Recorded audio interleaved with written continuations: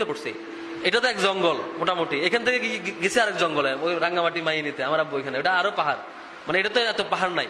মোটামুটি আমার পুরো ছাত্র জীবন গেছে এই জঙ্গল এবং পাহাড়ের মধ্যে, যেখানে খুব ভালো শিক্ষকও পাওয়া যায় না, খুব বেশি ভালো পরিবেশও নাই। তাও আমি পড়াশোনা কোথায় পাইছি আমার সংগঠন থেকে, কারণ আমাকে সংগঠন দেখাইছে যে তোমার এখন পড়তে হবে। আমার একদিন ফাঁকি দিলে আমার দায়িত্বশীল এসে ধরতো, তুমি পড়াশোনা করছো না কেন?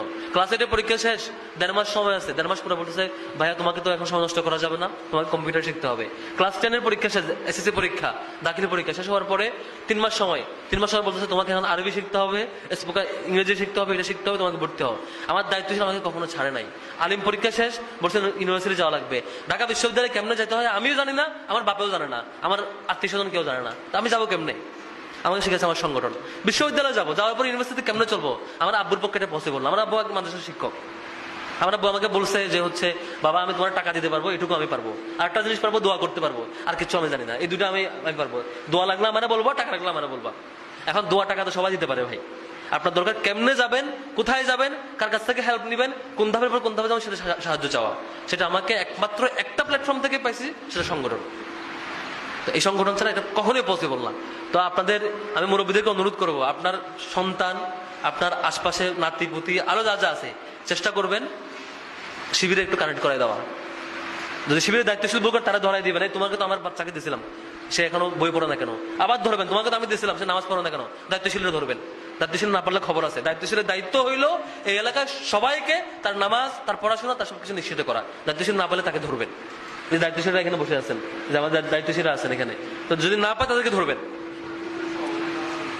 আর আপনার কাছে হলো শিবির কোথায় আছে তাকে খুঁজে বের করা, তাকে ধরে নিয়ে এসেও যে মসজিদের ইমাম সাহেবকে মুরগি জবাই করে খাওয়ান না, তো এক বেলা পর্যন্ত কম খাওয়াবেন, তারা ধরে নিয়ে এসে খাওয়াবেন, খাওয়াই বলবেন এই যে খাওয়াইলাম এটা এমনি তোমাকে আপ্যায়ন করছে, কিন্তু তোমার দায়িত্ব হচ্ছে যে আমার ছেলে পেলে তুমি লালন পালন করে বড় করা। আমি যেটা বিশ্বাস করি, দেখেন আমি খুব একটা সত্যি কথা বলি, সেটা হচ্ছে আপনি এখানকার একজন উস্তাদ দিয়ে, শিক্ষক দিয়ে একটা ছেলেকে 5 থেকে 8 পর্যন্ত তার মানুষ করতে পারবেন, কিন্তু 8 এর পরে যদি আপনি তারা চিটাং পাঠান, ক্লাস 10 এর পরে চিটাং পাঠান, তারা দেখবে কে? এখানকার হুজুর এখানে পাঠাতে পারবেন? এখানকার হেড স্যারকে পারবেন পাঠাইতে? পারবেন না।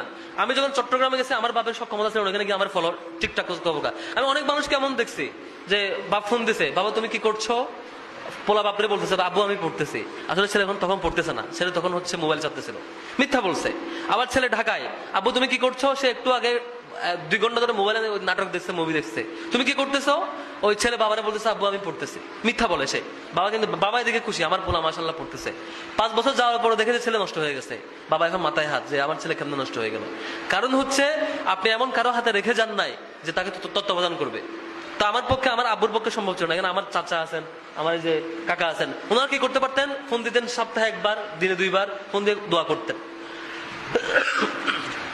বাকি পুরোটা কখন আমি ভুল করতেছি, কখন আমি সঠিক করতেছি, আমার জন্য আমার সংগঠনটা ছিল নিয়ামত, আল্লাহর পক্ষ থেকে সরাসরি নিয়ামত। জীবনে 1000 বার ভুল করছি, 1000 বার ভুল ধরাই দিয়েছেন, কখন আমাকে দূরে ঠেলে দেন নাই যে তোমাকে দিয়ে হবে না। আমার তো এখনো মনে পড়ে, স্টিল আমি যে বইগুলো পড়ছি, আমি এখনো যে বই, অর্ধেক বই হয়তো সংগঠনের কোনো ভাই থেকে নেওয়া। আমার বিশ্ববিদ্যালয়ের লাইফে যদি আমি 2000 বই পড়ি, 2000 মধ্যে 15,000 বই আমি, 1500 বই কমপক্ষে আমি কিনি নাই, হয়তো 500 বই আমি কিনছি। আমার ছাত্র জীবনে যদি আমি মনে করেন 100টা কোর্স করি, বিভিন্ন কোর্স, 100টার মধ্যে 90টাই আমার আব্বুর টাকা দিয়ে পড়া না।